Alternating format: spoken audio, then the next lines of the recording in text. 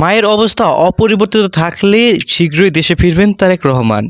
বিএনপির চেয়ারপারসন খালেদা জিয়ার শারীরিক অবস্থা অপরিবর্তিত থাকলে অর্থাৎ তাকে বিদেশে নেওয়ার মতো অবস্থা না থাকলে তারেক রহমান শীঘ্রই দেশে ফিরবেন বলে দলীয় সূত্রে জানা গেছে। সংশ্লিষ্ট একটি সূত্র থেকে জানা গেছে আজ বুধবার চীন ও যুক্তরাষ্ট্র থেকে চিকিৎসকের আরও দুটি দল ঢাকায় আসছে। খালেদা জিয়াকে উন্নত চিকিৎসার জন্য বিদেশে নেওয়া যাবে কি না সে বিষয়েও মতামত দেবেন তারা।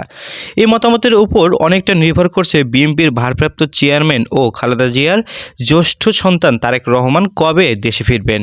দলীয় একাধিক সূত্র জানা গেছে খালেদা জিয়াকে উন্নত চিকিৎসার জন্য বিদেশে নেওয়ার পরিস্থিতি হলে বিশেষজ্ঞ চিকিৎসকেরা সে মতামত দিলে সেটা অনুসরণ করা হবে। সেটা স্বল্প দূরত্বের মধ্যে হলেও সিঙ্গাপুরকে অগ্রাধিকার দেওয়া হবে। সেক্ষেত্রে তারেক রহমান ওই দেশে যাবেন মায়ের পাশে থাকতে।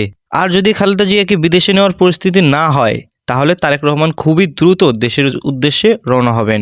সো ভিউয়ার্স, আপনার কি মনে হয় তারেক রহমান কি দেশে ফিরবেন? আপনার মতামত কি তা জানিয়ে কমেন্ট করতে পারেন আমাদের কমেন্ট বক্সে।